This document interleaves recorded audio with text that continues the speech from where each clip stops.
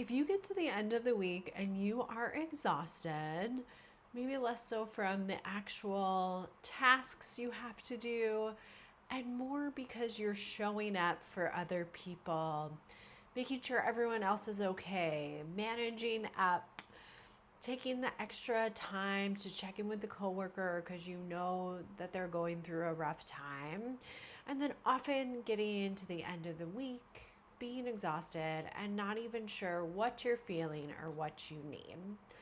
I call this managing other people's feelings burnout, and it's part of my burnout clarity framework.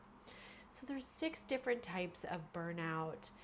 This one in particular is really about the emotional exhaustion you experience from all of the emotional labor, the labor to show up for people at work that is not usually in your job description, that leads you to that point of depletion at the end of the week.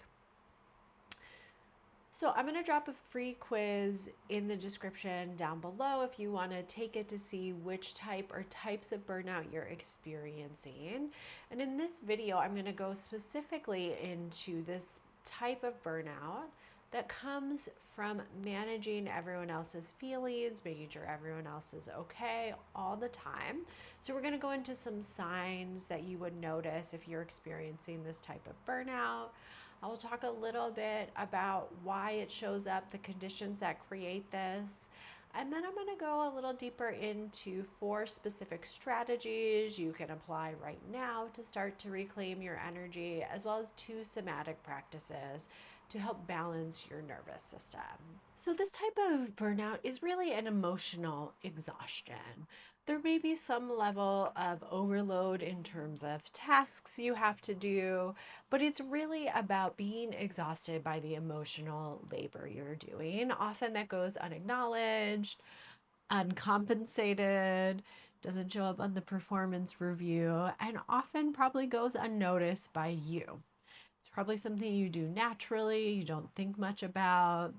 And so it can be sometimes confusing when you are exhausted, even though you didn't have a huge workload, or you feel like I didn't even do that much today, but you're just holding the weight of other people's emotions and other people's experiences.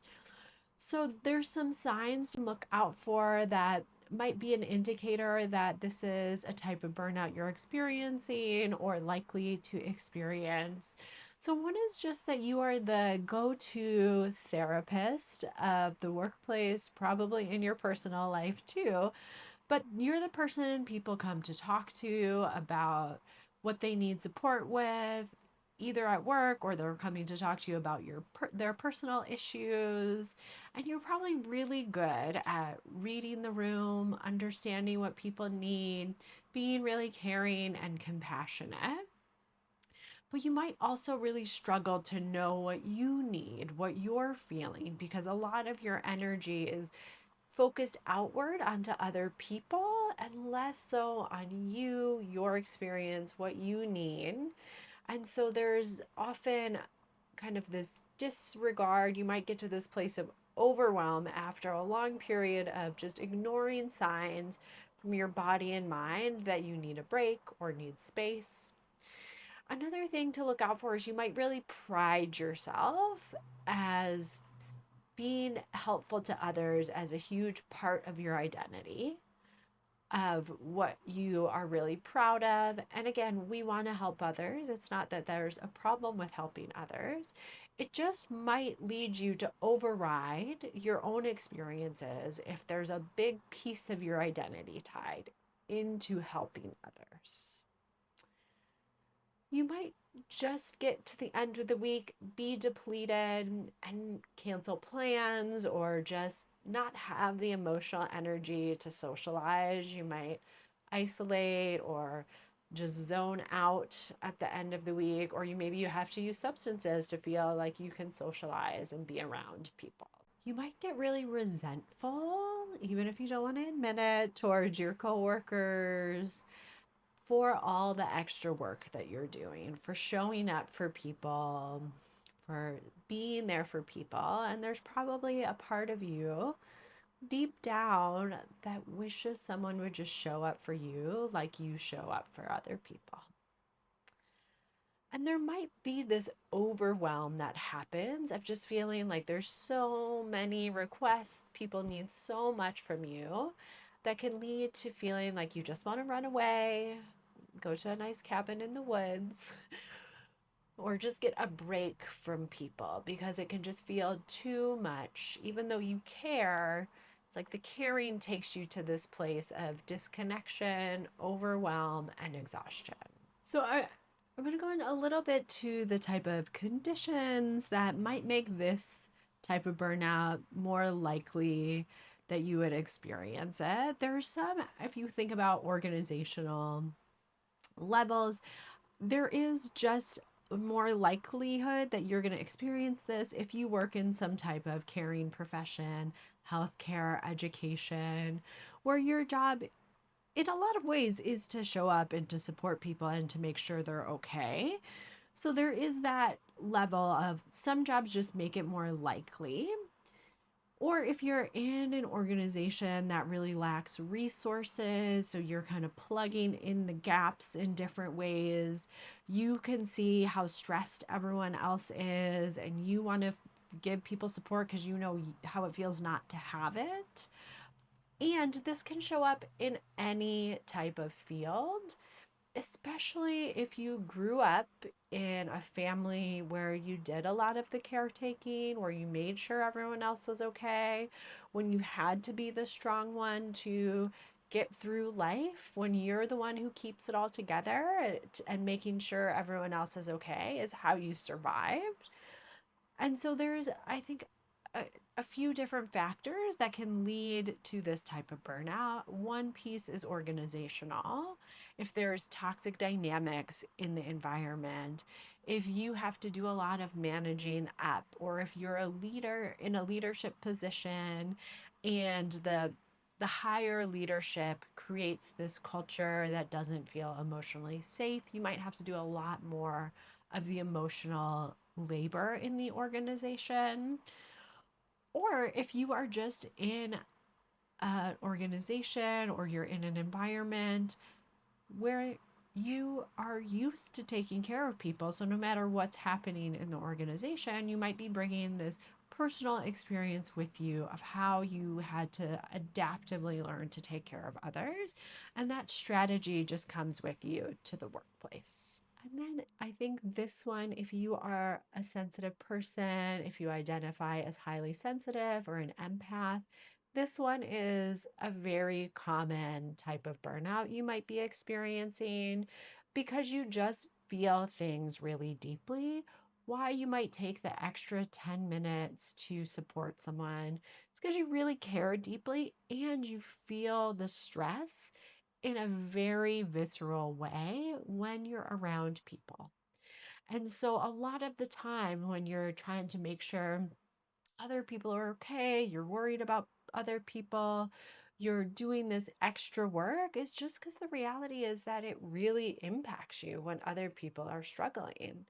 And you want to do what you can to to relieve suffering, to add healing to the world. And I never want to say that that is a bad thing. I think it's just about how you can learn to really honor those gifts while also staying connected to yourself, staying connected to your needs, so you can keep caring in the long run. So, we're going to get into some strategies here of what you can start to implement to start reclaiming your energy if you are just doing a lot of emotional labor and that's where your energy is going. And I want to be really clear, some of this might be patterns that have built over years and years and years. So just watching a video is not going to shift these larger patterns, but there are some simple things you can do to start to bring awareness to the pattern, to start to see ways that you can start to pull your energy back and disrupt the pattern a little bit at a time. So the first strategy is just to notice. Often you are doing this work without any conscious awareness. It is just second nature to you. And so the first strategy you want to really put time into, even before you think about the other strategies, is notice when it's happening. Notice when your impulse is just to make sure everyone's okay, take care of this person, put your own needs aside to show up for someone else. You don't even have to change anything at first. Just start to notice. And then the second strategy is to pause. So oftentimes these patterns are automatic. They are habitual. You're often doing it without really thinking about it. It is just a way you have learned to move through the world. So after you notice something's happening, the next step is to just pause and take a breath. Notice what you might be feeling, what your experience is in that moment. And then choose if that's something you have capacity for, to give someone the extra time, to show up in a particular way. Maybe even notice if you are trying to fix someone else's experience. And just pause, take a breath. You don't have to respond immediately. So, how do you give yourself a little more space before jumping in to support someone else, to check in with yourself and know what you might need before you just totally disregard what your experience might be in that moment? The next strategy is really around discerning what is your work to do and what is not your work to do. So, this is not always a clear line, but there are some simple things to think about. One is that you cannot process and be responsible for someone else's emotions, which means you can listen to them, you can hold space for them.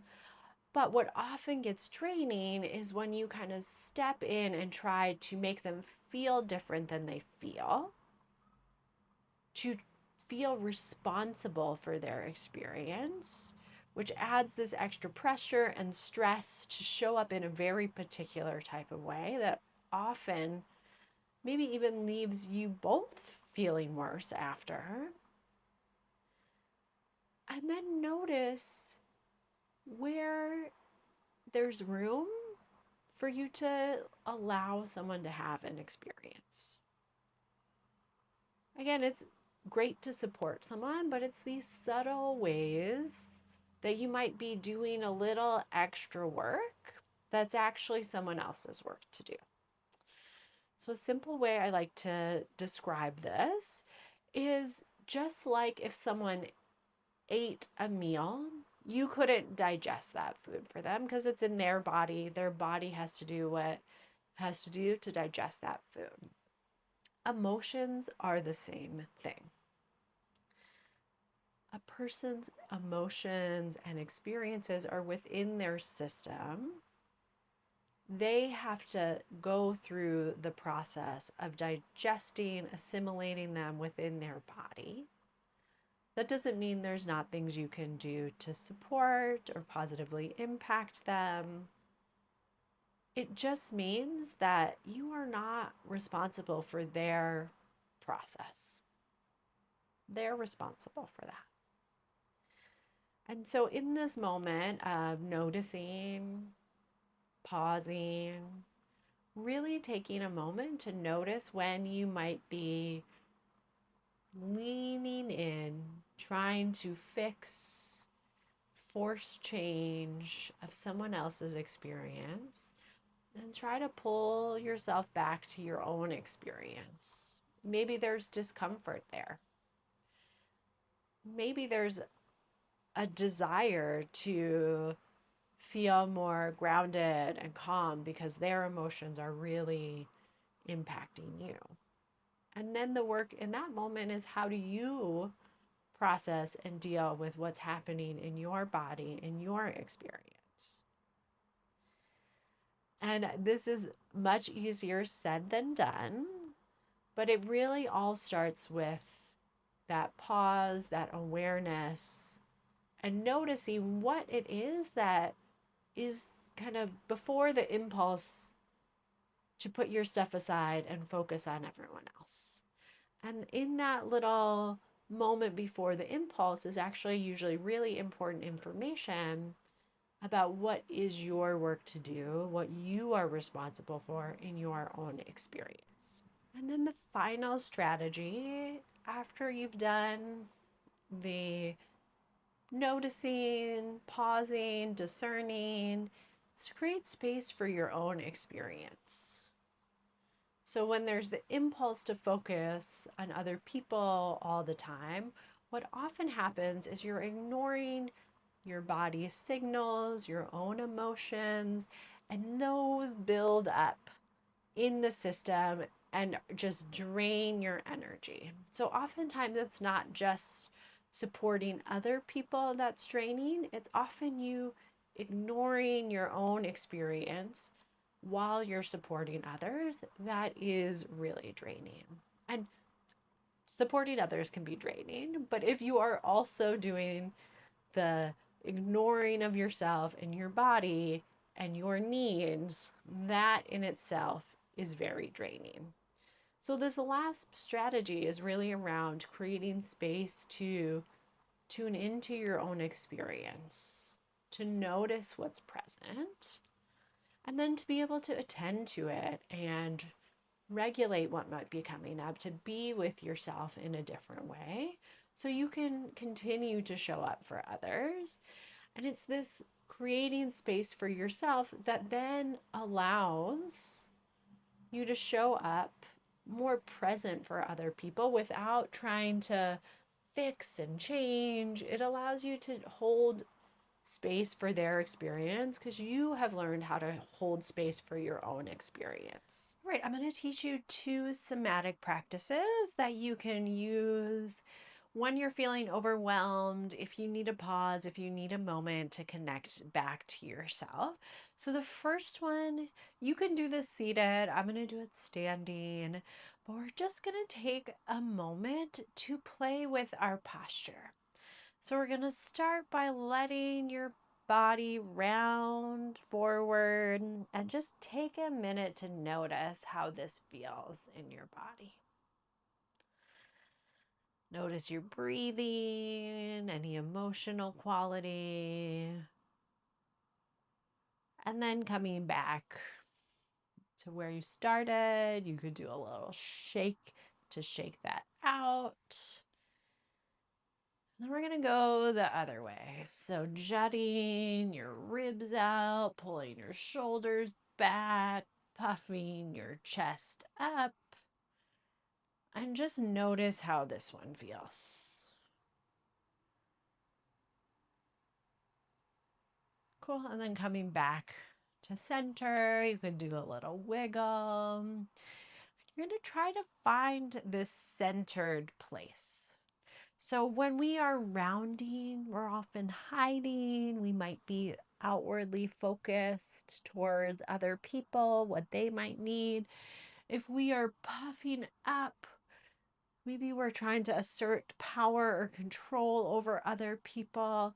But finding this centered place with the spine where your core is a little bit engaged, your rib cage is resting down, you're lengthening through the spine, widening across the collarbones, and then lengthening up through the top of the head. And taking a couple deep breaths here. So this one, I like to feel this sense of dignity. I often call this the posture of dignity, the place where you matter just as much as someone else. They matter just as much as you, and you are inherently worthy for just being alive on this planet. And we're going to play a little bit with what happens as you lean your weight a little forward. So this is often what we do when we're focusing on other people. we're bringing our attention forward and we're often pulling our body a little bit forward as well. So, another simple practice you can do is think about bringing your weight back to that place of dignity. And then even imagine you're pushing your back against the wall, bringing yourself into your back body. And you can try that a few times. So you lean forward, just noticing how does that feel in your body, in your mind, and then shift back, finding the back of your body, the support of your core, and notice what it feels like to be here. And so there's just a simple little shift in that moment when you pause. You notice the impulse to take care of everyone else. Just take a moment to find this stance and then lean to the back of the body. Just reminding yourself that you can stay connected and still support others from that place. And then this next practice is a practice of awareness. So, also another practice you can do in the pause if you have space and time to do that, but just as a way to start creating that space to check in with yourself. So, this one you could really do in any position, but we're going to want to bring our awareness internal. So it might be helpful to be seated or lying down, which just helps your mind and your body to relax a little compared to feeling like you're alert in a standing position. And then you have the option to either close your eyes or just find a soft gaze. And just start by taking a few deep breaths into your belly, allowing the rhythm to slow, the breath to deepen.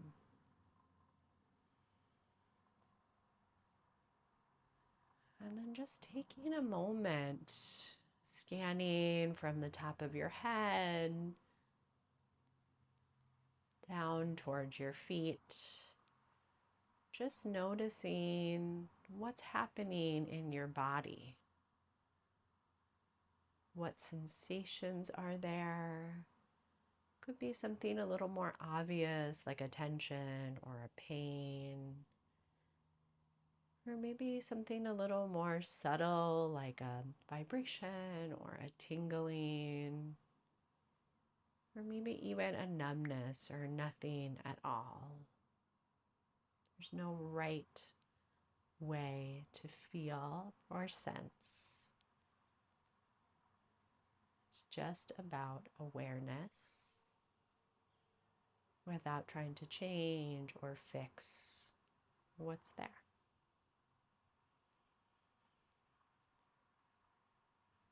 And then bringing awareness to the breath, noticing the natural rhythm of the breath. Maybe it's quick or deep and smooth.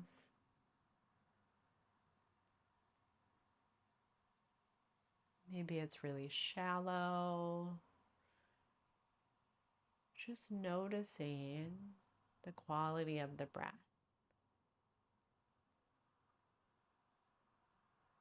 And again, just with curiosity, without trying to change or understand, just being aware of what's happening with your breath.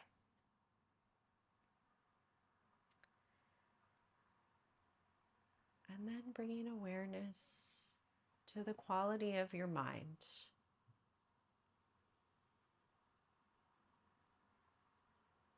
Noticing the speed, the rhythm of your thoughts. Less so about analyzing and understanding the thoughts that might be coming through. and more about the quality of how they're moving through your mind. Is your mind racing? Do you feel dull and foggy? Is your mind jumping from one thing to the next?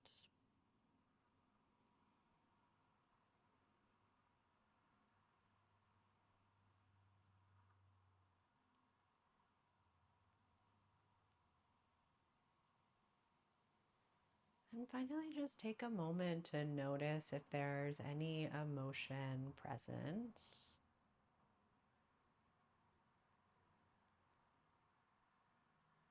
Maybe there's a word for it, or maybe it's just a feeling, sensations.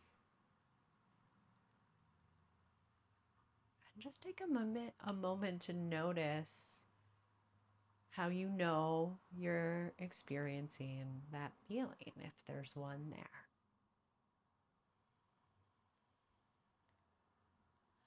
And then as you're ready, you can slowly just start to bring your awareness back to your body. That might be a couple deep breaths, and then awareness to the space. So opening up to the sounds in the space, be opening your eyes slowly.